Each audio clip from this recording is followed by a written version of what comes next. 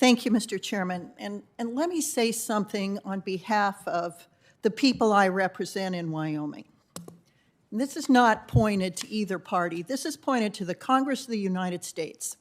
It is absolutely irresponsible that we are $28 trillion in debt and that both parties sit here and blame each other for what they both did irresponsibly. It's absolutely unconscionable what we have done to the people of this country. It's both parties' faults.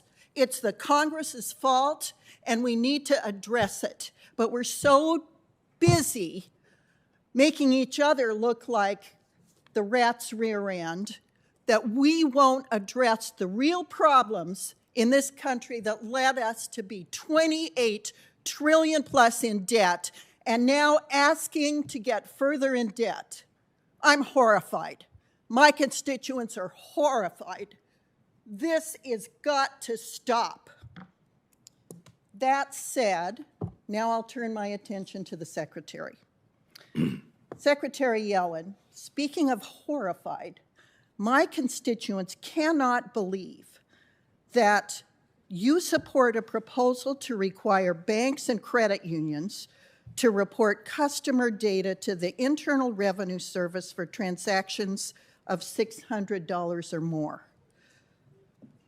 There are obvious privacy concerns for all Americans here, and this represents a dramatic new regulatory burden for community banks and credit unions in Wyoming and elsewhere.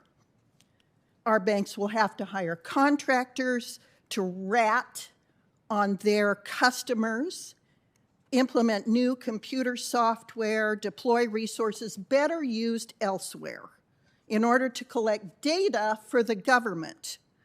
Bank customers are not subjects of the federal government. Banks do not work for the IRS. This is invasive of privacy.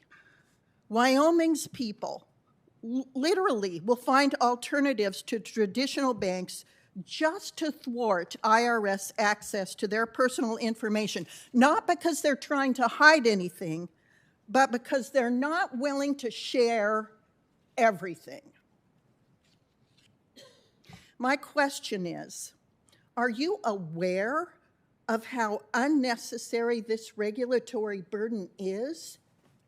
Do you distrust the American people so much that you need to know when they bought a couch or a cow? I am astounded by what you're supporting and proposing. I think it's invasive. I think privacy for individuals is getting ignored. And I think treating the American people like they are subjects of the government is unconscionable. Well, Senator Lummis, I really disagree with the assessment that you have, and I think you misunderstand the proposal.